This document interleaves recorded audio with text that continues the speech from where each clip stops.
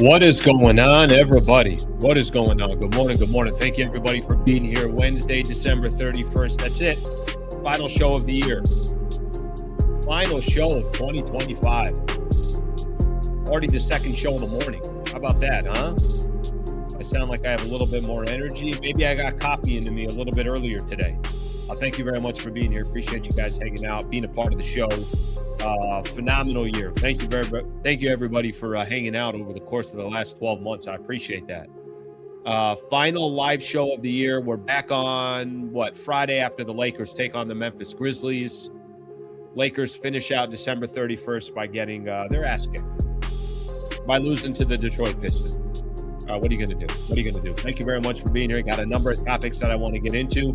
Shout out to all the members that hung out with us for about 20 minutes or so. Did a little bit of prep work. Talked about what the plans are for New Year's. Hung out for a little bit. And you got people's birthdays. You got people traveling to Thailand. I don't know what's going on with the members. Members were everywhere today. People working. Thank you very much for being a part of the show. I greatly appreciate it. If you're a member, thank you very much for being here. As long as you're subscribed to the channel, I don't care how you consume this content. I appreciate everybody that's a part of the channel. All right, we got a lot to hit on. I'm sure there's a lot of comments today. I'm sure people are feeling a certain way about Los Angeles Lakers basketball. We got a lot of good NBA topics to get into. We got a guest that's going to join us. Sammy's going to join the show a little bit later. So we got a lot packed in today. Today, we'll take our time. I ain't got ish to do after this show is over. So I'm chilling today. I'm relaxing today. I hope you guys are as well. If you are working, roll up your sleeves, get it done, and then enjoy the rest of 2025 as we ring in the new year. What do we got going on for the show today? Let me give everybody a quick idea what we're going to be doing. Lakers lose. Man. Reading a lot of excuses last night. JJ Redick was laying me out some excuses. Luka threw in some excuses. Bron had a couple excuses. I was reading some excuses yesterday. Now, listen, let me ask this question. Is there some truth to what the Lakers are saying? Sure. But damn, I do not like those post-game interviews right now. I don't like the whole, it kind of sounds a little whiny.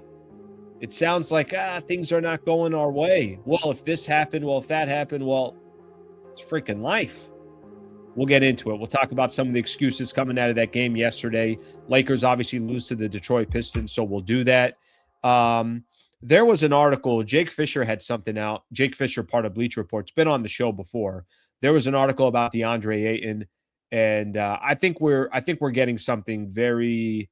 I think we're getting some. How do I put this? I think it's becoming clearer and clearer that the future center for the Los Angeles Lakers should not be DeAndre Ayton, and I don't think will be DeAndre Ayton. That doesn't mean Ayton hasn't played a role.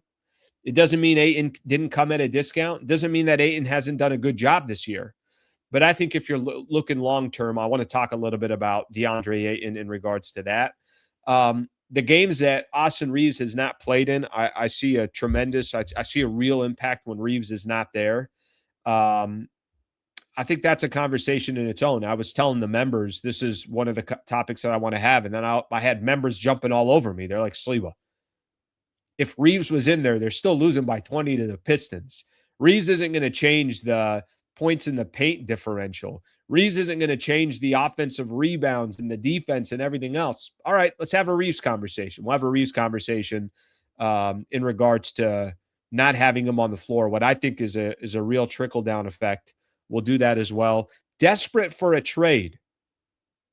ESPN put out, was it ESPN who did it, or am I just giving credit to ESPN and they didn't do it? Let me see if I could find this here. No, it was The Athletic that did it. Come on, Al. Get your freaking networks right.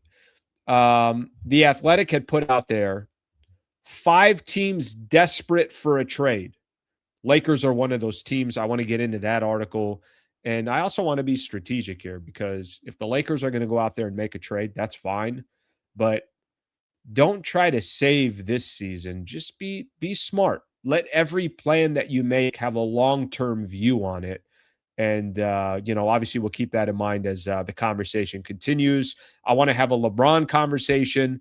There was a comment from the post-game show last night that basically said, listen, they don't want to hear an excuse about LeBron being 41. If he's getting paid $52 million, then either deliver or get less minutes. That was kind of the message that we were getting. So I'll read that comment and we'll get into that as well. I mentioned Sammy Long's going to join the show in about a half hour. He's going to join. I got some NBA news that we'll get out there. There are games tonight. There are games tomorrow. So even though the Lakers don't play tonight and tomorrow, there's plenty of games around the NBA. Had an article about Draymond not wanting to play on Christmas, power rankings on ESPN, where the Lakers are. Then we'll call it a day. So thank you all for being here. Appreciate you guys being a part of the show.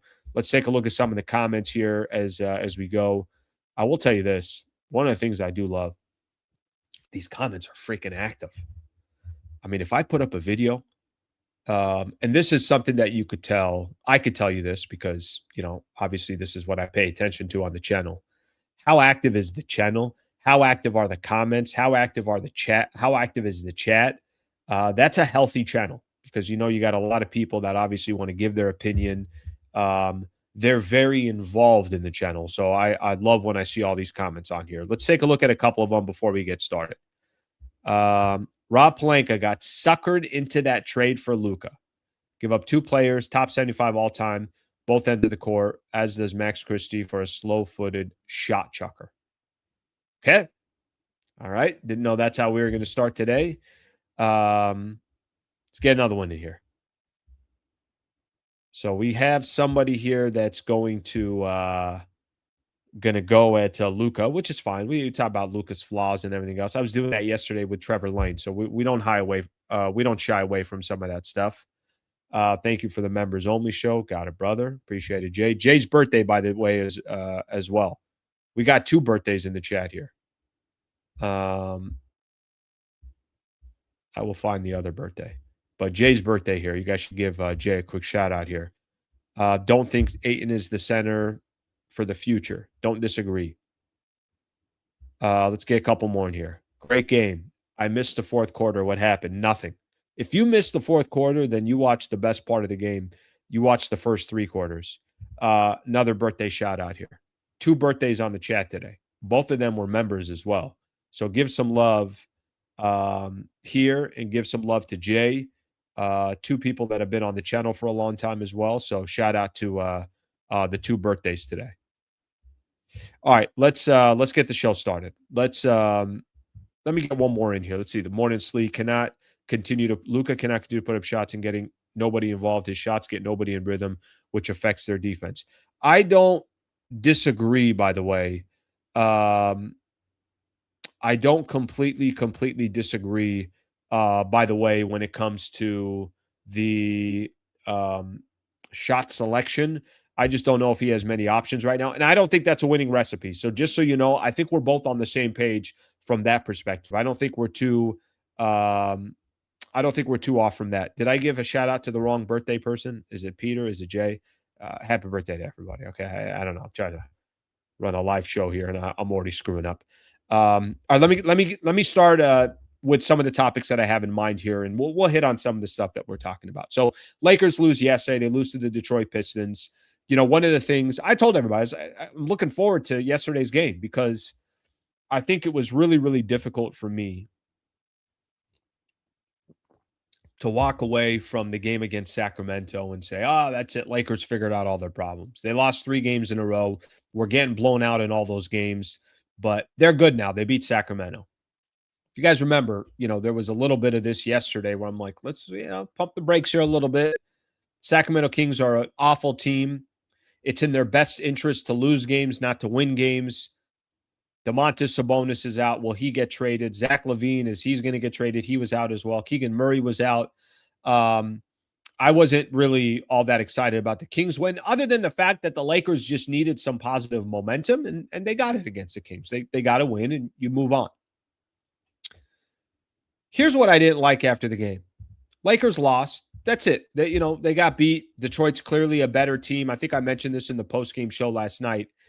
If the Lakers have the same exact team, no Austin Reaves, no Rui Hachimura, no Gabe Vincent, and they played the Pistons 10 times, they're losing 10 times in a row. Pistons are better. Lakers probably should have been down by a lot more to start the second half, but some way, some shape, way, or form, they were only down 5. It didn't make any sense to me, but they had some timely shots. We're getting to the free throw line. But when the dust settled and the Pistons beat the Lakers 128-106, it wasn't the biggest shocker in the world. I think what was the shock was how quick that tied at 79 apiece, and then how quick the Pistons just pulled away. And I think there's something that happens with the Lakers that's really annoying to watch. When the Lakers get punched in the chin, they don't really have a response. They get punked. And if you're a I don't know, if you're a big boxing fan or you're a big UFC fan, I'm just using combat sports. There's certain guys that when they get hit in the chin, it almost wakes them up. It's like, all right, now you've woke up that beast inside of that dude, or whatever the case is. For the Lakers, it's like they run to the corner. Something happened yesterday after the game that I thought was annoying.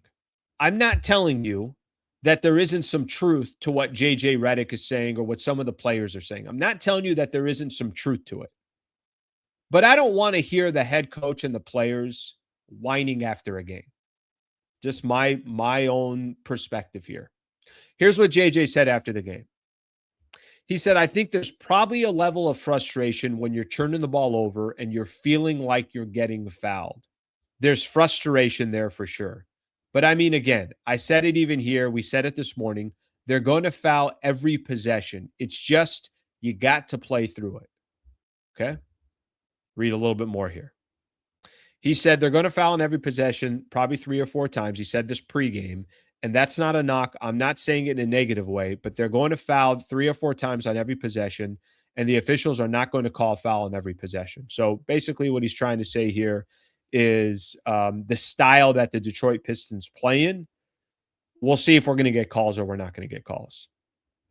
I'm sorry, but does that not sound like just bitching and complaining about really getting handled and another team coming out here and enforcing their will against you and pushing you around and punching you in the chin and frankly punking you and looking at all the players on your team and saying, what are you going to do about it? You know what the Lakers said? We're not going to do anything about it. You know what else we're going to do? After the game when it's done, we're going to whine about it. Yeah, I got to be honest. I'm not a fan of some of these quotes here. I'm not saying the Lakers don't have excuses. They do. I do think not having Austin Reaves is a significant blow to the Lakers. I really do.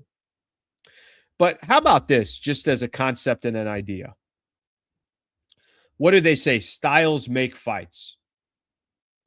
If I'm going to use an analogy, and I don't even know if I have the perfect analogy, but if I'm playing in a baseball game and I could see that the ump he's kind of a little wild on the strike zone, I'm going to have to adjust as a hitter. And I could bitch and complain all I want about the umpire and saying, what the hell is this? He's calling this a ball and then he's calling this a strike and he's this. And I'm not saying that there isn't excuses here for the Lakers, that they don't have any excuses. But I'm telling you, the more you bitch and you complain and you make excuses, the further and further you're going to fall behind. I don't think this is the solution for the Lakers. I really don't. Here's an idea. I'm just kind of throwing this off the top of my head. Here's an idea of what the Lakers could have done yesterday. What the Lakers could have said is, look, the Pistons are going to play ugly. They're going to play physical. They're going to be cheap. They're going to foul on every possession. So you know what we're going to do? We're going to play a similar style. They want to muddy the water. We're going to try to muddy the water even more. Instead of the Lakers making adjustments and saying to themselves, this is how one team plays. We know that the referees are not going to call a foul on every possession. So you know what we're going to do?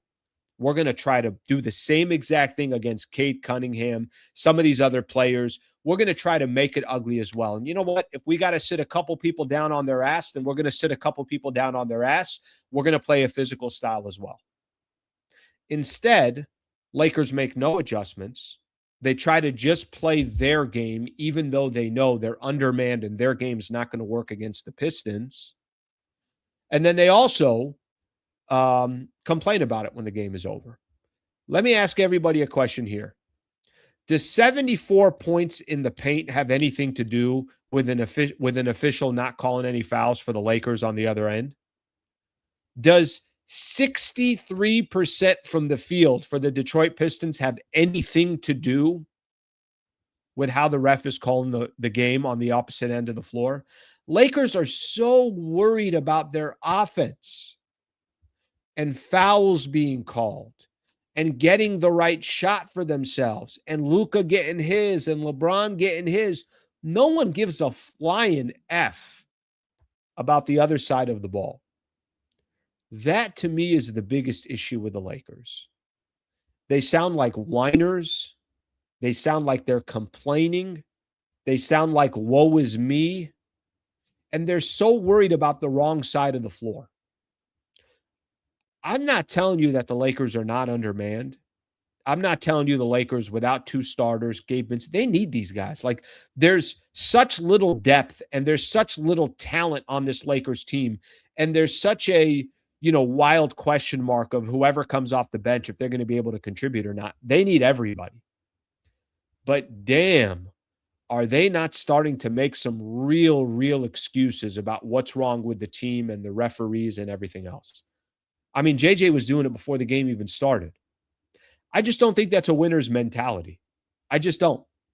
And I know I'm just pulling one quote here, and I know there's probably a lot of other things that he said, and they probably did say, we're not here to make any excuses, but you're making excuses.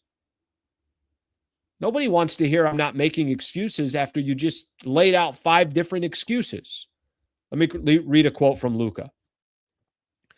We've got to definitely match their physicality. That's the whole point. We got to match how they play. You saw the refs let it go, so we should play physicality for sure. I think Luka said the right thing there. I just don't think the team matched it. That was kind of the point that I was making. You already know coming into the game how the Pistons are going to play. The beauty is in playing a team like the Pistons, who play tough, they play hard, they crash the glass. Everybody touches the ball. They're not just depending on Cade Cunningham, which I do think the Lakers can take a couple of pages from. But the one thing that you knew coming into the game, you knew what the Pistons were going to do. And I do think that you have to walk into a game like this and say, they're going to play dirty, we're going to play dirty. They're going to play hard, we're going to play hard. They're going to play physical, we're going to play physical. You could put it on the referees to also make the Pistons be complaining about the Lakers. How come you're not making any calls for us? Well, we're calling it this way on both games, on both sides. And I don't think the Lakers did that. All right, let me see if there was another quote here. LeBron said this after the game: it's not my lane to talk about how it was officiated or not. LeBron said, we haven't had a full team this year. We got some very important guys out right now. And obviously I started the year being out and moving our all-star 2-guard Austin Reaves out. Rui Hachimura, Gabe Vincent, been out for a minute. Jackson Hayes just got back. There's been a lot of in and out. So that's very hard to get to a rhythm and chemistry on the floor with guys that you're going to be playing with every night. But still no excuse. We're still going to go out and execute. The better team won tonight. Again, I'm going to say something. I think LeBron did the same thing. He listed 14 excuses before saying, but still no excuse. They're making excuses, guys. I don't know what you want me to tell you. I don't think they got to win every game. I don't think they have to play perfect. I don't think they have to be the best team in the NBA. But they're starting to reach a point where, well, this is why we lost, and that's why we lost. Things that I think they can control, they're now, it feels like, getting further and further away from. And that's just not, that's not a sign of a good team. That's not a good a team that can't fight through adversity. You don't have a team. You can't just be good when everything's going well. What you do during adversity and when things aren't going well kind of makes up the makeup of your team. So those were some of my takeaways. And I thought, I did my post-game show yesterday, and then I get a chance. I listen to a couple interviews after the game because I come on after JJ comes on, so I don't get to hear all the players. I read some articles this morning, and my theme that I walked away with is the Lakers sound like they're whining. Take the L. You have a lot to do with that loss. Yes, you got guys that are out. Nobody's saying that you don't have guys that are out, but whining about it, I don't think is going to help the Lakers, and I don't think that helped the Lakers last night. All right, let's take a look at a few of the comments, and then I want to hit on. There's a few other things that I want to hit on as well. All right, let's see what people got to say here. Spider, thank you very much. Very kind of you. I appreciate the super there, brother. Just not even a comment. Just here. Take some money. All right, thank you, man. I appreciate that. Here's a 10 spot here. The Lakers don't know how to function without having 50% more free throw attempts than the other teams, and that's a problem. Luka doesn't even shoot to score anymore. He shoots for free throws. Excellent point. Excellent point. I think Reaves does this a lot as well, where they're hunting for fouls. No, play the game. Play the game. It doesn't mean there aren't times where you're a wise enough offensive player to see, hey, this guy got his hands out, then I'm going to draw a foul. LeBron did it yesterday. Who did he do it against? Maybe Cade Cunningham. Somebody was guarding LeBron, and LeBron got 3 free throws because he just went up for a shot knowing that, all right, this is going to be a foul.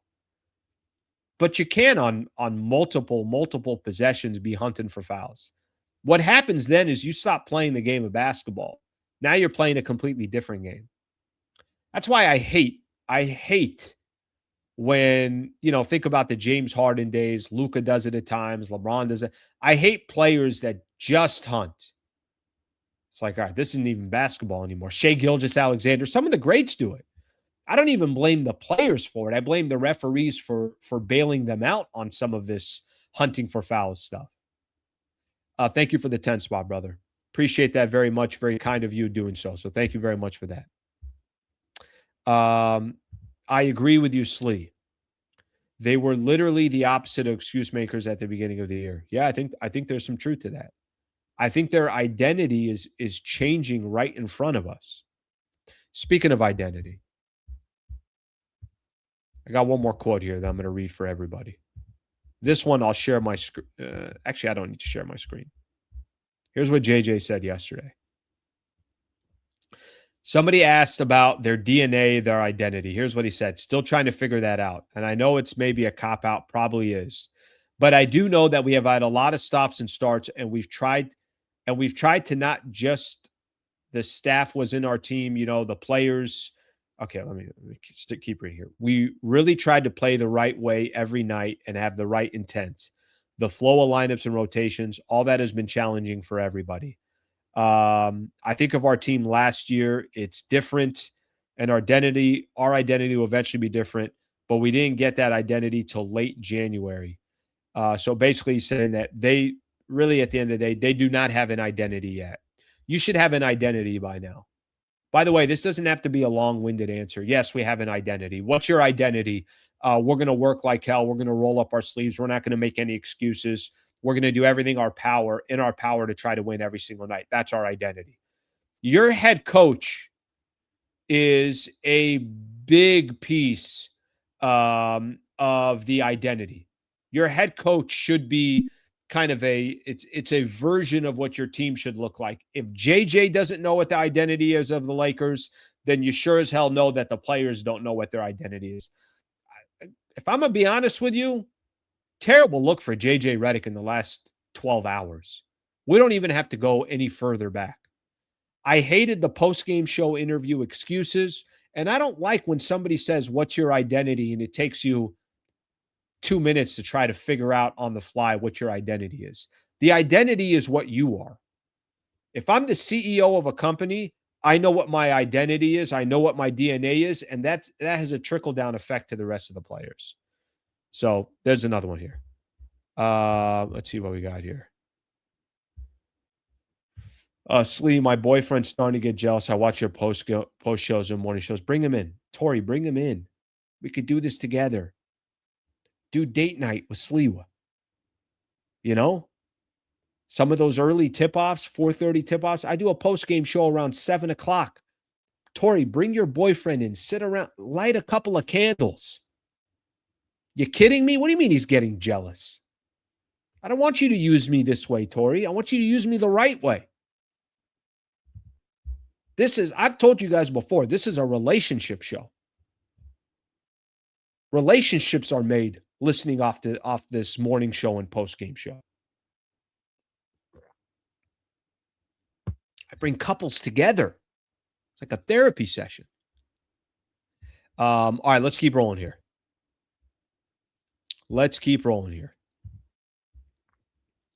Yeah, I know. Yeah, probably not a good date night. Tori, it's probably a terrible idea. So I take that back. I take all that back. Don't listen to me. I might not help your relationship if I'm being honest here. All right, let's keep going here. I got a question for everybody. Talk to me about DeAndre Ayton. Because I got some compliments for DeAndre. I want to give compliments to DeAndre, and then I'm going to probably lay into him for yesterday's game. But let me give some compliments to Ayton. I think Ayton's been good for the Lakers this year. I think he's around 15-8 a game, something like that.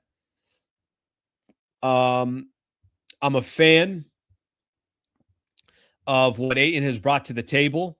I'm a fan that the Lakers are just paying a fraction of the price that he was owed in Portland, paying about $8 million a year. I don't think the Lakers could have done better from a center position based off basically free money. They didn't have to pay anything for DeAndre Ayton. I think Ayton's done a pretty good job for the Lakers. Pretty good job. He has not been like, oh my gosh, this is, DeAndre Ayton. Lakers just found his center for the next 5 years. And I also don't think he's been trash where you're saying to yourself, this is the worst center in the NBA. However, I think we're getting, it's becoming more and more clear for me that this is obviously just a short-term fix. And DeAndre Ayton, who signed a 2-year, $16 million contract in the offseason, he's got a player option for next year. It's becoming more and more apparent that, this is what his contract's going to be with the Lakers. If he's able in the offseason to go get more money, if he can go get a 2-year, $20 million deal somewhere else and somebody wants to pay him 10 a year, then he should go take it. Because what is apparent is he's clearly not the long-term center for the Lakers. And I never thought he was the long-term center for the Lakers, but I just think that watching him night in and night out, this is the time where Ayton should be having the most impact for the Lakers. This should be the time. I mean, just kind of think about this for a quick second. You got 2 starters that are missing. You got LeBron, who's 41 years old, and whether that's an excuse or not, I think you certainly got to bring down your expectations of what you think LeBron's going to do the rest of the way. And certainly bring down your expectations just in one game, what LeBron might look like in the first quarter versus the fourth quarter. Is this not the time where Ayton's saying, all right, guys, I got to put more on my shoulders. I'm going to give you a 20-12 tonight against the Pistons. I'm going to give you a 25-12 tonight against the Pistons. My game is going to go up because I know this team is more and more desperate. They need me at this point. And, I was a number 1 overall pick. I do have a ton of talent. This is the time that the Lakers need me most, is in this situation where 2 starters are out. You're missing a lot of offense. I need to be a defensive presence for the Lakers. I need to crash the glass. I need to control the paint. And what DeAndre Ayton is telling everybody is, I'm not that guy. Jake Fisher put something out. I'm going to read this on. Again, and this isn't a shock or breaking news or any of that stuff, but I thought Ayton was going to, one of 2 things were going to happen this year. He could play himself into a couple more years with the Lakers, or there was just no risk for the Lakers, and that's it. They're going to just use his services this year, pay him the $8 million, and then it's up to him. If no other teams offer him anything in the offseason, he could come join the Lakers after that, or, and take that option that he has for the second year. Jake Fisher, Bleacher Report, said this in an article yesterday. Another team that, or this was, I think he was doing, a live show. Another team that we're definitely expecting will look for big men moving forward because they don't have their center of the future is the Los Angeles Lakers. The Lakers could be front and center of any potential big man developments coming this offseason. DeAndre Ayton will only have 1 year left, and as well as he's played there, I don't think the Lakers ever really looked at Ayton as a long-term answer at center. like they did once upon a time with that Mark Williams trade that got rescinded. Ayton's been fine with the Lakers. He's been good. If you told me 15-8 before the season started, I'm signing up for that. But I don't think I need DeAndre Ayton, what he provides, how little really he provides on the defensive side. There's no real presence down low from DeAndre Ayton. 74 bench points or 74 paint points. The Lakers already have a backcourt that's not going to be known for their defense. And you definitely don't have a big man where you just funnel everybody in and say, okay, hey, Ayton, go to work. He had 10 points and 2 rebounds yesterday. When the Lakers needed Ayton the most, Ayton shrunk the most. And I think that's just kind of the reality on DeAndre Ayton. And I will say it again. I was saying it a little bit earlier. I think he's done a good job for the Lakers. I really do. I think he's done a good job for the Lakers. However, I think it's safe to say that he's got a short shelf life. And I don't think that life is going to be 3 years down the road. We're talking about DeAndre Ayton as a Laker. I think that part is safe to say. Okay, I got to give some love here. I want to give a love to one of our partners. Shout out to Brad Wallace and the Wallace firm. WallaceWins.com/Sliwa. Best injury attorneys in the state of California. If you're anywhere in the state, I know there's Laker fans everywhere. So that's why I always say he can help anybody in the state of California. When I do roll call, there's Laker fans everywhere. And I know all parts of Cali as well. If you go to the website, you can get a free consultation. Let him guide you. Let him help you. You're in a situation or a predicament. You're not sure what to do. I got somebody reach out to me on Instagram. They had more of a real estate attorney type of question. I'm like, cool. Let me screenshot this. Let me send it over to Brad. You guys get in touch, and he could see if he can help you or point you in the right direction. Serious injury, wrongful death case. It's you, a friend, a family member. Just let him get you started. Let him guide you. In situations like this, you really, really need the best in the business, a top professional, and that's what Brad Wallace and the Wallace firm provide. WallaceWins.com/Sliwa. WallaceWins.com/Sliwa. All right. A lot of comments here. Ayton will bounce back and step up. I don't have a question. I don't think I'm questioning whether Ayton can or will bounce back. What I'm talking about, the totality of DeAndre Ayton, is it's safe to say that I don't think Ayton is the long-term future. Would you agree with that? I don't think he's the long-term solution. I think that's more the point that I'm trying to talk about. All right. I mentioned I was going to be bringing in Sammy Long. So let's get Sammy in here to give his thoughts on the Lakers so far. And we got a lot of topics that we're going to hit on. Sammy, good morning, brother. Good morning, buddy. I usually try to bring some energy, but I don't think the mood watching last night's game, it's very appropriate. What happened? You might be the only like positive mood left. I'll bring it. I'll bring it for everyone else. That was a rough. Only Ayton is signing a 4-year extension at the end of this year, and he's the solution for years to come. Come on. So 2 rebounds. Your center. By the way, 0 going into the fourth quarter. He had no rebounds going into the fourth quarter. Like that's the one thing you're supposed to do. And then you're thinking going in the game, okay, Reaves is out, Rui's out, Gabe Vincent's out. There's a lot of opportunity for shots. Need a big Ayton night. And he takes 8 shots. I mean, I remember you saying this before the season. You're like, when one of the big 3 are out, he needs to upgrade to going from like 8 to 10 shots a game to about 12 to 15. And every game that one of the big 3 has been out, he has not done that. And it's like he's just kind of a passive role. I mean, 70 plus points given up in the paint by Detroit, not rebounding. That was a bad look for Ayton last night. That was bad. Okay, I'll say this, and I'll go back to how I started it. Listen, I think Ayton has done. I think he's done good for the Lakers. And I'll explain what. I'll take the 15-8 a game that he's been. Is he 15-8? I think he's around 15-8. Around that, yeah. Is his stats. But I also think that it's more and more apparent. Yeah, that ain't really the solution long term. I mean, you got DeAndre Ayton because Blazers are paying a big time portion of that contract. I still think they did good in the offseason of grabbing Ayton, based on what was available. Yeah. And the Mark Williams trade didn't happen, and you kept your assets, and you kept a first rounder in Dalton Connect. But I think the point that I'm making more than anything else, when this season ends, if you tell me what are some of the needs that the Lakers have, you're clearly also looking at the center position. And if Ayton decides, hey, I'm going to come back to the Lakers because I have that player option, that's fine. But that's not your long-term solution.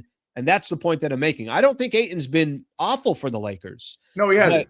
But in a game like yesterday, where this is where they need you most, 10-2, you don't even put up your averages. Well, let's look in the last week. That's why it's so frustrating, because the Lakers are good enough to beat bad teams. They're good enough to beat the okay teams. They're even good enough to beat the good teams when they're fully healthy, but not the great teams. So you see Detroit, who comes in Houston last week. Houston out-rebounds the Lakers 48-26. Last night, defensive rebounding, they get 31-22 on your home floor. Like that rebounding, what do they say? Anybody who's played any level of basketball, it's about heart. Like you can have measurables, all that kind of stuff. It's like, who wants it? And it's very passive. To your point about Ayton, it just feels like when you need him to step up and dominate and be more of the guy. This was the criticism in Phoenix. This was the criticism in Portland. For being a number one overall pick, he's not the guy. As a fourth piece, I agree with you. I think he's been very solid this year. I think there's been moments where he's been very good. But let's go back to the Warrior game night one. Let's go back to the Houston game. Let's go back to Detroit, Oklahoma City. Like all the big games, he hasn't been there. And it's easy to show up and do that against the Kings, but you're not playing the Kings in the postseason. So I think that's what's very frustrating. It could be a silver lining in the sense that maybe Ayton was clarity there.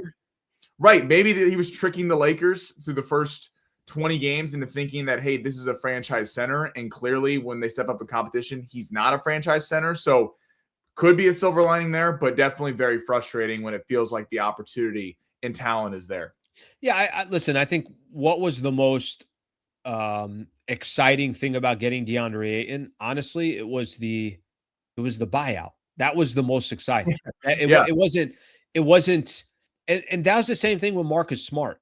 If you told me they had to pay Marcus Smart 20 a year, I'd be like, that's pretty rich there. If you told me they had to pay Ayton 30 a year, I'd be like, what the hell are you talking about? These are awful contracts. The most exciting thing about some of those pickups that they had was there was very low risk. And I think, we're getting what happens with low risk. There are guys there, I think there are a lot of teams that would have taken Ayton for $8 million a year. That makes a whole bunch of sense. And I think there's a lot of teams that would have been like, what are you talking about? Nobody's paying him $30 million. And that's why the Blazers obviously bought him out. Okay. I got a couple questions for you. So I got a feeling people are not going to like this take, which makes me like the take even more. Yeah, this is the best kind of takes. Well, there's the only reason why I like it is because I genuinely believe it. There are excuses being made left and right now with the Lakers. And it's tough for me to sympathize with them because I just don't like excuses. And I think a lot of excuses they're making sounds more like the Lakers are just getting outworked. Teams are more physical against them. They're doing things that I think you can control. And that part bothers me about some of the excuses. But I think something that's also been apparent these last couple of weeks, Austin Reaves has a tremendous amount of value for the Lakers, And I know people are going to say, Al, what are you talking about? They're still giving up a lot of points. Al, what are you talking about? They're still giving up a lot of rebounds. That Austin Reaves, if he's on the floor, it's not like all of a sudden the Lakers are not going to give up 128 to Detroit. I get that. I understand that. I know he's not the defensive player that anybody wants him to be.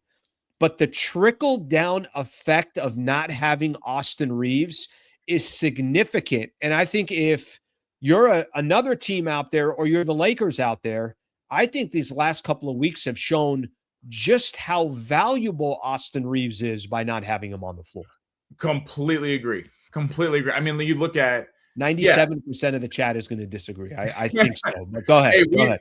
I'm a big Austin Reaves supporter. Always wanted him to sign him. I know you feel the same way. I mean, last night is a glimpse of what happens if Reaves is not signed. It's Luka will have 30, and Luka will do Luka things. And a tough 30. A tough 30. Because here's the thing. Luka had 30. Luka didn't play well yesterday. Luka shot poor from the field. Every player's picking him up 90 feet. They can throw double teams whenever they want at him. He had 8 turnovers. He doesn't know who to pass the ball to because there's nobody he can depend on. There's no one. And to your point, you said a few minutes ago about when you go low risk, you get low risk. And there was LaRavia and Ayton and Marcus Smart. I think the first 20 games, we saw the best of what LaRavia and Ayton and Marcus Smart could be. Hopefully not LaRavia. Hopefully not LaRavia. Yeah, hopefully not LaRavia. I think he has another gear to go to because he's younger than the rest of those guys and does have upside. But to the Austin Reaves point, right, who's a threat to have ball action? Who's Nobody. a threat to get in the offense? No one is that. Whenever Luka Doncic had success, Jalen Brunson went to the Western Conference Finals, was his running mate. Went to the NBA Finals. Kyrie Irving was his running mate. And before I get a bunch of chats of Austin Reaves not Kyrie Irving, you need a cohort. You need a second guy to take some shots away. I mean, half the time when Reaves on the floor, Luka and LeBron could take some possessions off and allow them to kind of do his thing. When he's not there, and then when Rui's not there, and I know Rui is a very up and down at times, but Rui will get you 12 to 15 a night. There was no one. To your point, no one was taking the ball. There was no one for Luka to pass to. They were passing it around the horn just to get it off a screen back to Luka. Like, Luka was exhausted at the end of the game, and I can't even blame him because no one was helping at all. Let me say this. If for this team this year, Austin Reaves is a critical piece of having any success. Okay. And I think that they're in the standings over the next 30 days, whenever he gets reevaluated again, there's a really good chance Lakers are, just trying to survive until Austin Reaves comes back. I want to make sure that this point is clear. I'm not telling you that if Austin Reaves is in the game, that the Lakers are going to go make a run at a Western Conference and an NBA championship. That's not the point that I'm making. The point that I'm making is the team that's constructed today, just today, if you don't have Austin Reaves, the trickle-down effect on the rest of the players, and now you got to have more guys taking more of a burden that they're clearly not good enough to take that burden. LeBron being 41 years old is only going to be able to do so much.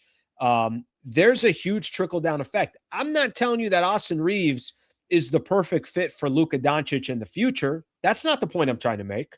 The point I'm trying to make is if this is the team that you have this year and you take Austin Reaves off of that roster, the Lakers are screwed. And I'm watching. He might not be a playoff team if he's not on the roster. Well, I'm watching the game yesterday, Sammy, and I'm saying to myself, like, where's the offense going to come? Like, you basically need Luka to hit 25 footers and 27. So the only way Lakers win without Austin Reaves is LaRavia's got to give you 15. Rui's got to give you 15. Ayton's got to give you 20. LeBron's got to be efficient and good as well. They need 5 or 6 guys, which is phenomenal. I just don't see 4 or 5 guys you can depend on that roster. And I get, I see a lot of people in the chat going, oh, well, Reaves sucked in the playoffs. I go, everyone sucked in the playoffs. Literally every player on the Lakers was terrible in the postseason last year. So I get it. Was Reaves bad? And did he step up against Jaden McDaniels? No, he didn't. But like if you are the purple and gold sunglasses and you're looking for the slightest bit of hope, the only reason that you would think the Lakers can give people hell in the Western Conference is because they have 3 guys who could flat out score any time. Even though the defense sucks, and you question the role players, and you question the bigs. There's a lot of questions with this team. If the only thing that you look at, you go, they do have 3 legit scorers that could be a problem for someone in the Western Conference. When you take one of those off the floor, I mean, and I'll tell you, Sammy, I hate that foundation that they're building off of. Like, I don't think the foundation that they're trying to build off with AR ain't going to work. What I mean by that is AR, Luka, and LeBron. I mean, how is that going to beat the Thunder or the Spurs or the Nuggets or the Rockets? Or I'm just going through some of the, elite teams in the Western Conference. It's hard for me to think they're going to win 4 games based off of that. Frankly, If Phoenix is healthy, I think that's a tough series. If Minnesota's healthy, I think that's a tough series. So I think philosophically, I already don't think that they're really going to be able to compete until LeBron is gone, that they're able to use a lot more of their resources to build properly around Luka. Maybe that also means AR is gone down the road. I don't have the answer for you, but what I'm saying is, at least this year, just to compete, if you don't have Austin Reaves, you're going to be struggling in a lot of these games. You're going to be struggling in a lot of these games. Well, and to your point about LeBron, it's like I compare, and I know the chat's probably going to get mad. Look at the NFL. What's the worst kind of quarterback to have?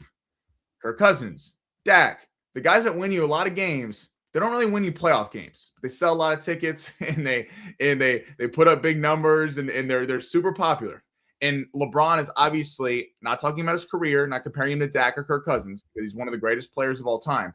But at this stage, at 41 years old, what do we hear? And I don't even blame LeBron.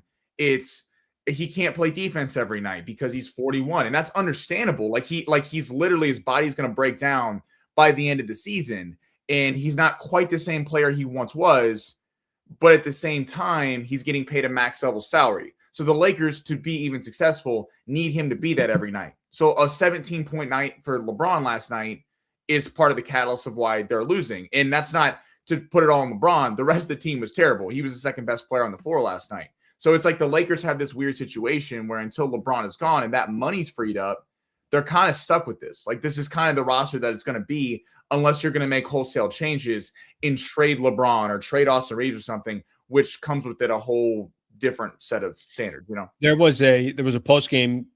I did the post game show yesterday, and I'm reading some of the comments today. And one of the comments, I'm going to read one of the comments because I think it goes into what you just said. Here's what somebody said: tired of the excuse that LeBron is 41 years old. This would make sense if he was making $15 million, but when he is happily taking $52 million, it is fair to expect good basketball, including at least some effort on defense. Lakers will not win a championship as long as LeBron is on this roster. Okay, let's sit on that for a quick second. So yesterday I had Trevor Lane on Lakers Nation, and we're having a conversation about LeBron. And my exact words was, you can't build around Luka until LeBron is gone. Like, you can't. And part of the reason why you can't is because Luka's also not one of those superstars that plays on both sides of the floor. Mm-hmm. So when you have Luka, you then have to get other players to help for Luka's deficiencies. If Kobe in his prime, you didn't have to go get a guy that can focus on the defensive side because Kobe sucked on defense. LeBron in his prime is guarding 4 different positions, right, sometimes 5 different positions, on top of him controlling everything on the offensive side. I could name Giannis. Giannis might have some deficiencies on offense. He doesn't have those deficiencies on defense. And it's like people love Anthony Edwards to maybe a lesser degree, but Anthony Edwards is a guy who plays both ways. People love that from a young star. Yes. While I sit here and I say all that, and I get the point that was made in those comments, Al, I want to stop hearing excuses for LeBron at age 41. He's making $52 million. I don't think the Lakers had a choice on LeBron this summer. And by the way, I think you had to bring LeBron back. He did play good enough last season. He had a player option. It's not like the Lakers were in control of his contract to not bring him back this year. But let's look towards the future. If the Lakers are sitting here this upcoming summer and decided to hand LeBron another 50 and change, I think the Lakers are making a huge mistake. I don't think it's smart. I do think there's going to come a point, and I hope it's this summer, that chapter closes and the Lakers can properly build around Luka. There's a lot of holes on this team in this roster, and Luka doesn't make it easy to build around him because he also can't play defense. So there's a lot of moves and, drastic changes that you're going to have to make. That would be part of my excuse for LeBron, but also just the reality of the situation. Right. It's hard with LeBron because, again, 10 years ago, to your point, LeBron was that guy. He's one of the greatest players, not the greatest player of all time, and was amazing defensively, the best scorer in the league. But he's not that anymore. And when you're taking up all the money, so you have a guy who's old, who has to work rest in and can't play every possession. To your point about Luka, Luka is not an all-around player. He's just an exceptionally gifted offensive talent. So you have another guy in Reaves who's exceptional offensively, but also really struggles to play defense. So you have two guys who don't play defense and one guy who's old. So your big three at times can be really, really good, but then at times it's like you have to constantly walk this fine line of who's rounding out the rest of the starting lineup so Reaves and LeBron, or Reaves and Luka don't get destroyed defensively. Luka and LeBron on the floor together have rated as the worst defensive rating in the entire NBA. That's why JJ's been stacking these lineups with one of them playing it each time. They rank worse than like the Wizards. It's not good. So it's like there's so much going in. Vando's been playing well, but this is why we constantly have should Rui be starting? Because Rui doesn't really play a lot of defense. So is he that useful on the floor with a guy like Reaves, Luka, and LeBron? It's like the Lakers have a big three, and at times it can be great.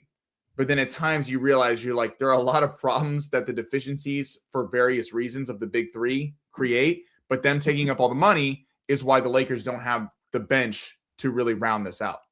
I'm going to, it's probably going to be a terrible analogy, but, I'm going to wing this. I love a good analogy, Sliwa. I'm going to wing this one. Okay.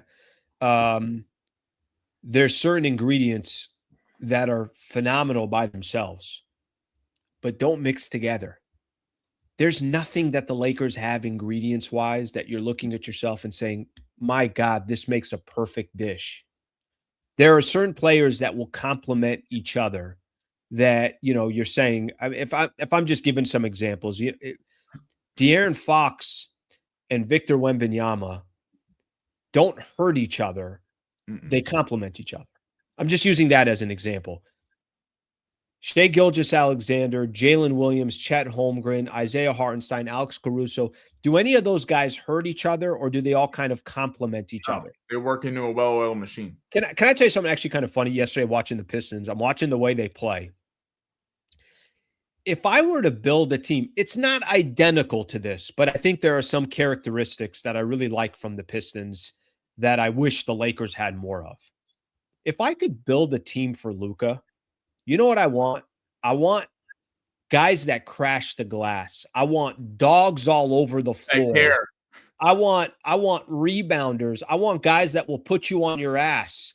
And then I want Luka to save me whenever I need him to save me on offense. It's almost like take Luka, take Kevin Durant off of the Rockets and put Luka on the Rockets. Take Cade Cunningham off the Pistons and put Luka there. There's a kind of a certain team that I think you need to build around Luka. I'm not telling you those are perfect teams, but what I'm saying is you need the ingredients to fit. I don't need three players that none of them complement each other's game. When LeBron and Anthony Davis were playing together, both of those guys complemented each other's games. And I think right now it's clear that the Lakers the personnel that they have don't complement each other. Well, and someone said in the chat, like it would be fun considering that no one plays defense. I know Reggie Miller made the point last night on the broadcast, and the Connect point was a little biased considering Connect hasn't shown up when he's actually been given minutes. What did he say? Tell me what he said. He said in the last 4 minutes of the game, when Connect had those 10 points at the very end, he said, well, the criticism of why Connect doesn't get to play is because he doesn't play defense. And he said, well, basically no one on the Lakers play defense, so we'll fit right in. So might as well let him get some run. I mean, it was fired. I like it. It's the truth. It's the truth. Yeah. Play Connect. Play Theoro. Play these guys. Like every time I see Theoro, maybe I'm a big Theoro fan. No, I'm with you. All the guy does is rebound, give energy defensively, and maybe he makes some dumb mistakes because he hasn't been in the league. I'd rather watch that. Some people said it in the chat than like Kleba or some guys like that you're like, we know what we're getting with this. Like this is not a long-term answer. Give the guys some run. Hell, maybe Connect pops off for the next month and you're able to trade him and get something. Like it just feels like, to your point about the complementing the players, the Lakers have last year kind of overachieved down the stretch without a center. Then all led us to think they were going to do something in the postseason. They didn't have a center, and we all know what happened, losing in 5 games. This year, probably overachieved a little bit early, been dealing with a lot of injuries, but we know the defense isn't at a clip that's actually going to make some noise. So they can either go all in and try to get some 3-and-D players, or the Lakers are probably 1 and done, maybe 2 and done in the postseason. We know the ceiling, unfortunately, and probably becomes about finding it for next year when that LeBron money frees up. All right, you've done this a couple times already. You're helping me transition to another topic. The Athletic had 5 NBA teams that desperately need to make a trade before the deadline. Here's what I'll do here. Let's look at this together. I think this is a great topic. By the way, if you sent in a super, I'll get to all the supers. We're chilling today, so we'll take our time on the show. We go over 9, or all good, no problem on that. Sammy, I'm going to see if I could share my screen and we could look at this article together, because I think there's going to need to be, what is the approach going to be for the Lakers as we get a little bit closer to the deadline. So let's look at this article together. I want to kind of walk through it. So here's the front of the article. The Athletic, 5 NBA teams that desperately need to make a trade before the deadline. Okay. The Hawks. All right. That's one of the teams they're talking about. The Milwaukee Bucks. That's one of the teams that they're talking about. I'm not going to get into any of the details here. Clippers are on there, who I think won 4 or 5 in a row now. So we'll see if they're able to turn anything around. The Warriors, for all the reasons that you would imagine, the Warriors still trying to go all in with Steph Curry. Here's the 5th team, the Lakers. The Lakers have a significantly better record than all these other teams that they're talking about that need to make a trade. Here's a question that I will ask. By the way, it has a couple of stats here. Lakers started 15-4. They're 5-7 in the month of December, ranking 28th in net rating and 29th in defensive rating. I mean, that just, tells you everything that you need to know. Here's my question that I want to have in regards to the trade deadline that's coming up. Lakers have a couple of options here. And I think for the first time, this is going to give us a good idea of what this new ownership, what the plan is going to be, and how they could kind of start putting their fingerprints on this organization and everything else. How much are you desperate by the trade deadline to fix what you have this year? And how cautious are you to say, I don't know if there's a quick fix here. Let's just look at things more from a long-term perspective.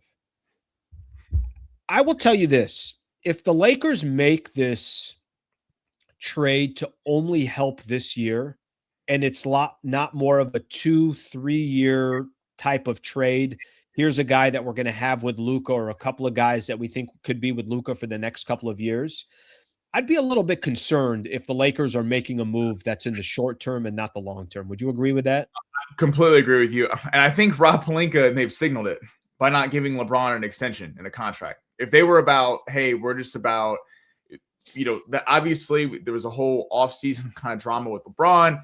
Will LeBron be traded? All this kind of, Rich Paul statement. Mm-hmm. And then it went quiet because the Lakers have this great record early on in the year. I expect that to pick back up right as entering the new year, considering how the Lakers have played against some top competition recently. But I mean, you look at this team. And just getting someone for this year, like a Keon Ellis. Now, 15 teams are in on him from the Kings.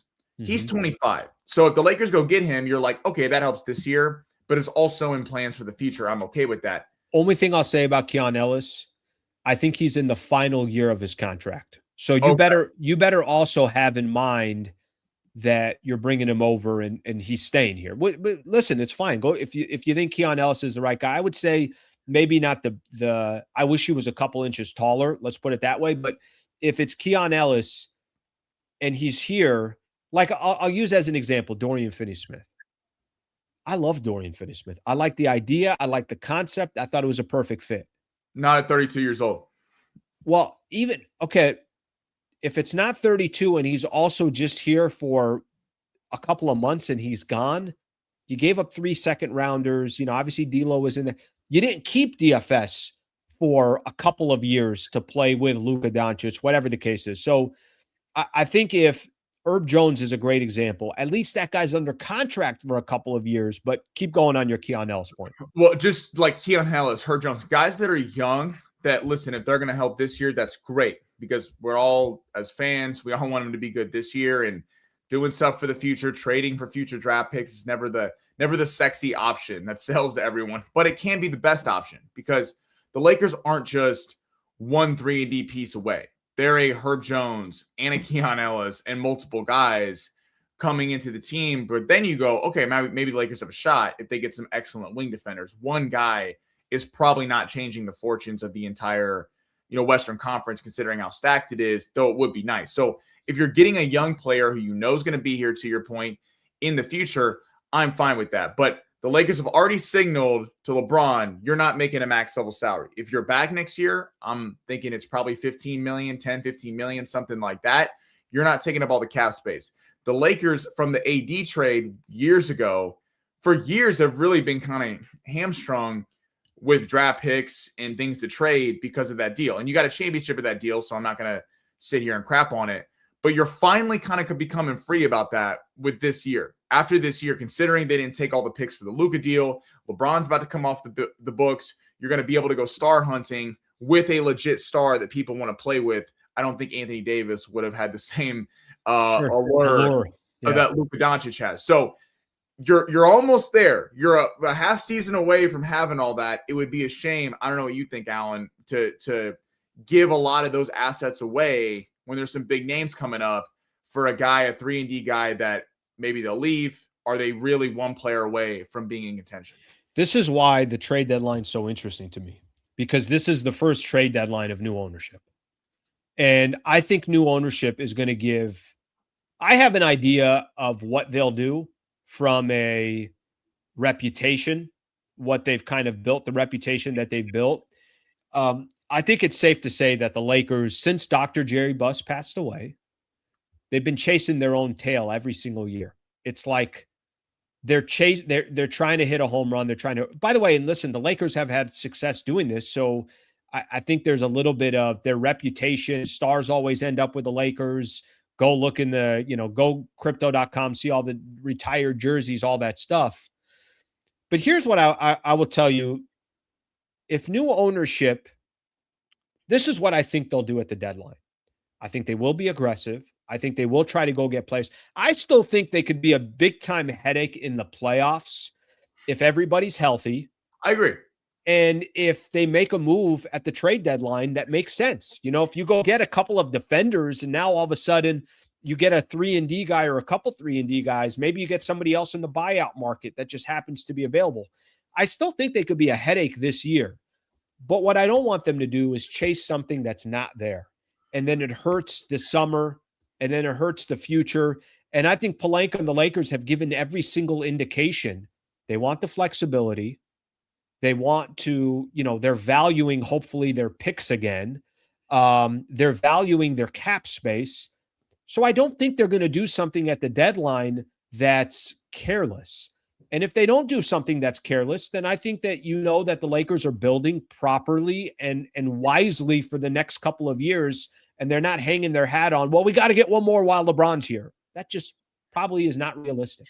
Well, I think that the weeks leading up is going to be fun because they're obviously privy to information, new ownership, to your point. We haven't seen this ownership, and obviously this is Dodgers ownership, but the salary cap in the NBA is a lot different than baseball, where baseball, I mean, the Dodgers can basically just throw some prospects, get some guy that hopefully is going to work out for them, and they'll see if it pops. In the NBA, you obviously have the salary cap situation and picks. You can only trade a certain amount going forward. So I think the month leading up is going to be very entertaining because if LeBron and Rich Paul, and trust me, they'll get wind of that, the Lakers are doing what we're talking about is kind of saving for the future. We're going to keep our draft picks. We're going to really go after this thing for next year. We're going to try this year, knowing we're probably at most winning a playoff series, maybe two, depending on the matchup of who's healthy. But really, you're not a championship contender as currently constructed. I wouldn't be surprised if you start hearing, is there trade LeBron rumors? Is there trade stuff like that of him in one of his last years wanting to go somewhere to potentially go win a chip? I wouldn't even fault LeBron for that. If he wanted to do that, I wouldn't. like I wouldn't. It might be the best thing for both teams, but I think that will really heat up if LeBron and them catch wind that they're not going to do anything. Because certainly, if you're LeBron, why do you care about getting picks for the future? You want to win this year. So if you're LeBron, you're like, Rob Pelinka needs to trade all these picks to go get me some wing players that can help me go win. I'm curious what happens leading up to the trade deadline. What team, I would tell you this. Let's play that out for a quick second. Let's just say that the Lakers are getting closer to the trade deadline. They're not going to be super ultra aggressive and trying to go out there and, they're trying to play the long game and they're trying to play around Luka. Where would LeBron even go? Even if, let's just hypothetically play that out here for a quick second. And LeBron isn't happy about Lakers not putting more into this season and trying to go all in. He's 41 now. He doesn't know how many years that he has left. What team could even go make a run at him? I mean, what team can match salary?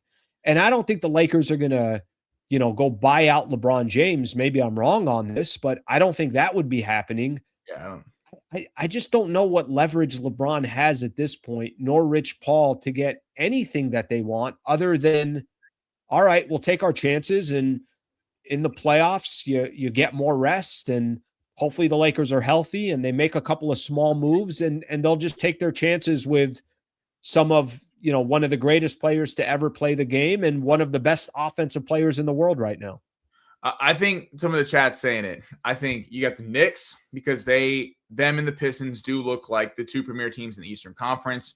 They have some role players on their bench that could fit in with the Lakers, as well as, I know they trade a lot of draft picks for Mikal Bridges, but they can make a deal. Now, can I just stay with the Knicks for a second?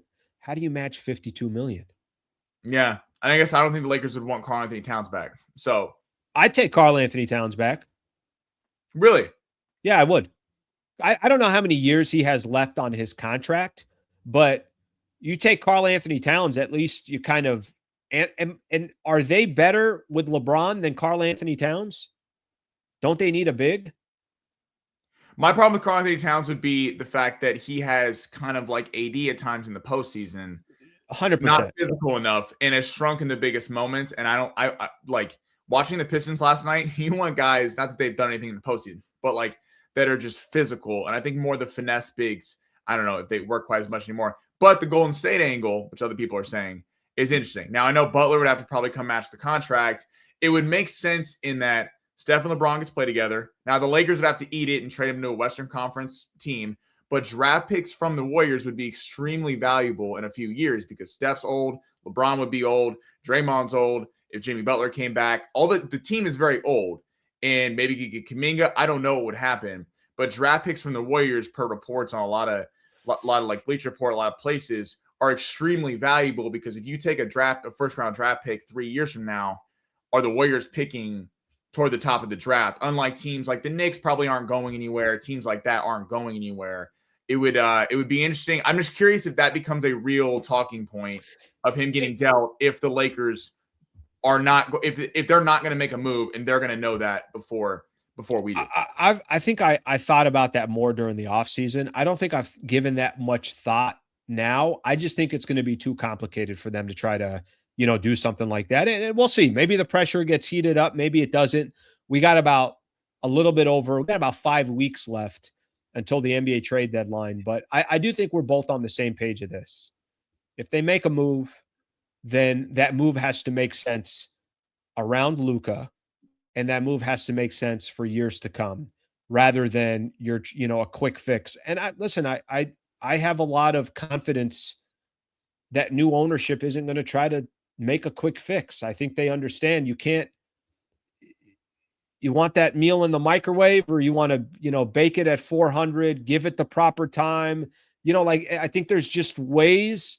If you go look at how the teams that are having success right now in the NBA, the ones that are trying to microwave their food and just trying to eat it fast. Yeah. I think you're left with a dish that you're not going to feel too confident about. Well, look at the Pistons. Like people. Why do I keep bringing up food? I did the ingredients earlier. Did you have breakfast this morning? Did you get a little one? Relax, bro. I on a side note, I have Starbucks egg white bites way too much. Like every morning, I'm like, I'm not going to buy them today. And then I'm like, I'm the spinach feta wrap guy. I like that one. Spinach feta wrap. Yeah. You ever had the wrap that they do? You got to get it double toasted too. Every time I think of you when I'm at a Starbucks drive-thru, when you said when people sit there and look at the menu on Starbucks when it hasn't changed for 30 years, he goes, it makes every time I see someone taking forever, I think of you every time, and it makes me laugh. They look at it like it's they're in another country, like they've never been there before. Guys, coffee, same cold, thing, hot. There's nothing different. We went to a Starbucks one time. I feel like this was probably about a year ago or so. We went to a Starbucks, and I remember getting those like dark chocolate, almond, whatever those were. And I was like, Sammy, have one of these, take a sip of coffee. That was have one of these, take a sip of coffee. Those, those go together. That was a Shaq and Kobe combination, right? No, yeah, you were teaching me. That was impressive. I really wasn't having my Starbucks order correct. All right, brother. Good stuff. Good conversation. That was fun. Appreciate you hopping on the show. Next preview video for Sammy will be Lakers and the Grizzlies. The game is on Friday, so Sammy will probably get a video up, I think, on Thursday night, get a preview video up. Lakers, actually, next two games is against Memphis, both at home, which is a little odd. And how many points over under 115.5 will be given up by the Lakers Friday night? Definitely taking the over on that. No question about that. They're definitely scoring 150. If you say 120, that might be a little more interesting, but I think 150 and 115 is too low. It is the I haven't watched much of the Grizzlies at all, so I have no idea. I know they're winning. They've been winning lately, even though they lost 2 in a row. They lost last night. Yeah, they're definitely better now than they were early in the season. It's sad, real quick before we get out. Like, I like to gamble. It's probably a bad thing about me, but I look at the win totals and individual total over under totals in Vegas in team totals, and the Lakers is always at like 115 and 120. I'm like, is this where we're at? Is this where we're at? That like them giving up 112 points is like a good night. Like this can't be what's going on going forward. Yeah, go compete in baseball and have no pitching. Not going to happen. Yeah, like it's just not. Go compete in the NFL playoffs and not be able to run the ball and play defense in the playoffs. Not going to happen. Every sport has its kind of the foundation of it. And again, they don't have to be the third-ranked defense in the NBA, but you can't be. They just can't be 20-something. Yeah, can't be 20-something. All right, brother. Thank you. Have a great New Year's Eve. I will see you soon. We'll get you back on the show, and then Sammy's got a preview video coming up on Thursday night. Thank you, brother. Alan, you're the best. Thank you, everybody. Have a happy New Year's to everyone. All right, that is Sammy Long right there. Good stuff from Sammy. It's a fun conversation. Sometimes, obviously coming on here and doing the show and spending some time, I'm talking to myself a lot. So when I get to talk to somebody, it's a nice kind of back and forth. So a good little change of pace when I'm typically doing the show. All right, let's give some love here. Harris Resort SoCal, harrissocal.com. You're looking for a getaway. You're located somewhere in Southern California. Go get one of those staycations. Enough with I got to go pay $300 or $400 for a round trip ticket to go somewhere within a few hours. Then I got to go rent a car. I got to leave my car at the airport. Guys, you don't need to do any of that. harrissocal.com. Within 1 to 2 hours of wherever you are in Southern California, located in North San Diego in the Palomar Mountains, beautiful rolling hills on your drive there. You got all these beautiful orange trees, your citrus trees, all that stuff on your way. It's phenomenal. The place is great. They got over 1,000 luxurious rooms. Hell's Kitchen, which I think is one of the best restaurants in all of Southern California. That's Gordon Ramsay's Hell's Kitchen. harrissocal.com if you want to go book your getaway. Shout out to Harris for being a partner. I love this partnership. This is huge for the channel. It's kind of a partnership that I was able to work with 570 with iHeart on. So just great to kind of continue to grow the business and the relationships and everything else. harrissocal.com if you want to book that staycation.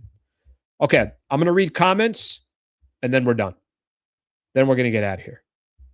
Yeah, those people who end up at Starbucks, they're looking at the menu, Like they've never looked at the menu before. Guys, it's Starbucks. It's Starbucks. That's all it is. Okay, let's go back to some of them. Thank you for the super. Thank you very much. Much love. Appreciate that very much. Let's get another one here.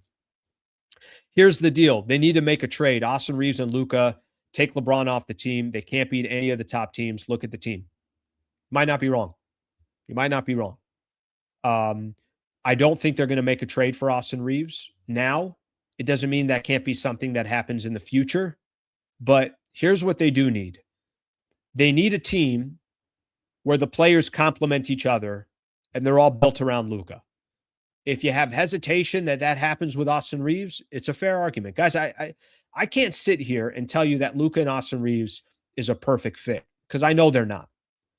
But is there a way that because Luka, because Austin Reaves, their relationship together, is there a way that you can build this summer around those two players and put together the proper team that has a lot of defensive players, that has 3-and-D players, that have guys that play defense and grab rebounds and complement one another and kind of can complement both of those players? We'll have to wait and see. But I understand your point, and I'm not here to tell you that you're wrong because I don't think you're wrong. But I think the Lakers are going to try to make it work with Austin Reaves. That's what my gut tells me. We'll see what happens. Take him off. LeBron is better than anyone in the Lakers right now, including Reaves. Watch the film. Bron will be gone, and let's revisit this talk. Yeah, I disagree with you. I think LeBron's the third best player on this team. I'd rather have Austin Reaves out there, healthy and ready to go. Reaves is making an argument to be an all-star this year if he wasn't healthy. And God bless LeBron, but he's 41 years old. And if you were watching the game yesterday, what happened? There's some moments early on where LeBron looks okay. Get to the third quarter. And I think LeBron is still playing pretty good basketball. He's not awful. But he also looks like he's 41. And as the game progresses, LeBron looks worse. It's just tough. By the way, for Luka, too, I think Luka looks worse by the time the fourth quarter comes because there's so much pressure on both of those players to have to deliver. When Luka would check out yesterday against the Pistons, Lakers are down by 10, just like that. So they need Austin Reaves based off of what this roster has. But, yeah, I'm watching every game, brother. LeBron ain't the best player on this team, nor is he the second best player on the team. He's the third best player on this team. So, and that's the way it was supposed to be. I mean, in a perfect world, I'll keep going back to this. There was a game Lakers played earlier this season where LeBron was the fifth leading scorer on the Lakers. I'm like, holy Jesus, how great is that? The less you could depend on LeBron, the better off you're going to be. The more you have to depend on a 41-year-old in his 23rd season in the NBA is a recipe for disaster. Thank you for the super, brother. By the way, all you guys, there's a lot of supers today. I appreciate you guys throwing these in here. Number one problem with the Lakers, they don't have a sniper on this roster. How many open threes this team going to miss? Luka's shot selection is crazy. They got a lot of problems on this roster. One of them is they don't have a sniper. That's not the biggest problem, in my opinion. The biggest problem the Lakers have is they don't have a defensive identity. They don't have enough dogs. They don't have a 3-and-D player that can lock you up on one side and be a threat from the three-point line. They got a lot of issues. Role players you can't depend on. They don't have a bench. A guy like DeAndre Ayton that will put up 10 and 2 yesterday in a game they need him the most. They got a lot of issues. A coach that's making excuses now, in my opinion, rather than taking it on the chin and saying, we have an identity, we'll figure it out. They got a lot of issues. I don't think just sniper is the issue. I think the sniper is one of the issues. It's like you got all these leaks in the house. You don't have one leak. You got a few leaks. Thank you for the super, brother. Get another one in here. LA should make non-asset trades by February 5th. Sign and trade AR for 2 and 3. 5, 6 RP this offseason trade for Jones type players for depth. Yeah, I think it's safe to say, guys, I think there's a very, very, very, very strong chance Austin Reaves finishes this season with the Lakers. And then in the offseason, probably gets paid by the Lakers.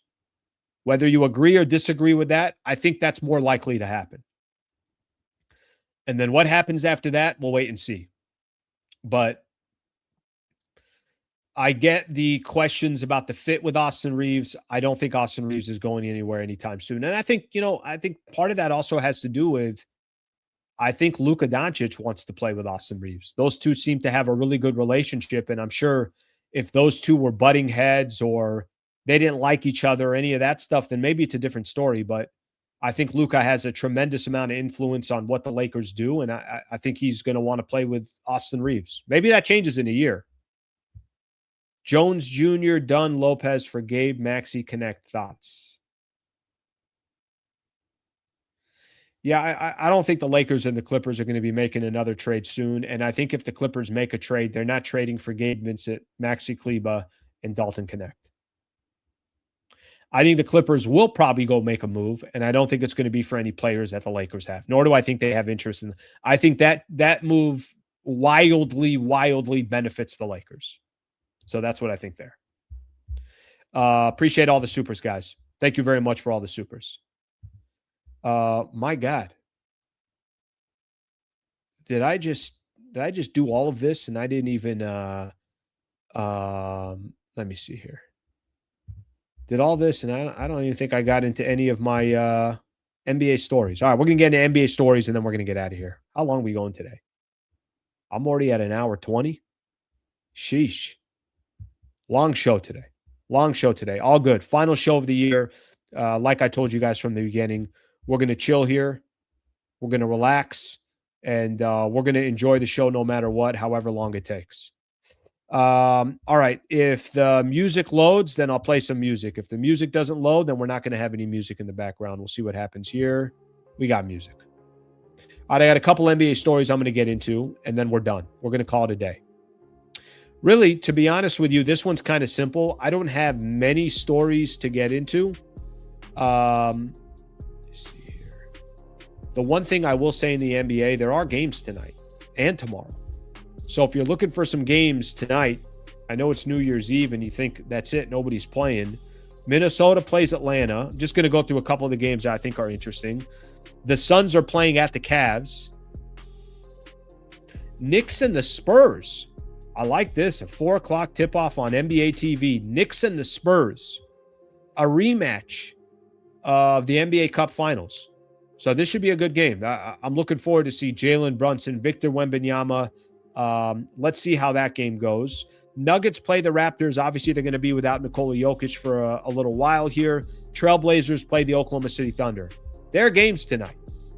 So just because Lakers don't play and just because they don't play tomorrow, there's still games on tonight and tomorrow. Tomorrow, there are some games as well. Let's see what we have here. Any good ones? Celtics and the Kings, so no. Rockets and the Nets. Heat and the Pistons, probably best game on the slate tomorrow. 76ers taking on the Dallas Mavericks. Those are your NBA stories, or those are your NBA games over the next couple of days. Damn, I haven't gone. Yeah, you're right. I mean, I haven't gone this long. What are we sitting at here? $123? When's the last time I went 123? It's like a triple overtime game. Let's get another one of these supers here. LeBron thinks he's the best player. Can't make this up. What games are they watching? Need 3-and-D Reaves. Need 3-and-D Reaves and Luka are the future. Bron's contract has to go. This season is a wash. Number one, thank you for the super. I appreciate that very much. Yeah, I don't know. Somebody that's trying to make the case that LeBron's the best player on this team, I don't know what to tell you. He's the third best player on this team. I said it before. I'll say it again. They can't build around Luka with LeBron still on this team. Just the reality. Doesn't mean they can't be competitive this year. Doesn't mean they can't do something at the NBA trade deadline and potentially try to get something significant that can have an effect for the next couple of years. But it's just the chapter's going to have to officially close before the new chapter is going to officially open. And Luka has enough deficiencies in his game where you really have to be strategic with how you build around him. Gotta find guys that make sense. All right, my people, that's all I got. Thank you very much for being here. I really, really appreciate you guys hanging out. I hope everybody has a phenomenal new year, a safe new year. Be smart. You know, if you're going to be out there drinking and doing your thing tonight, awesome. Go do your thing. And I hope you have a great time, but just be very, very, very smart about it. It's a lot of careless people out there on the road. So definitely be smart about it. Wish you guys the absolute best in 2026. I'm going to see you guys right after the Lakers take on the Memphis Grizzlies coming up on Friday. Thank you, everybody. Have a great rest of your day, and have a great new year. I'll see you in a couple of days. Thank you, everybody.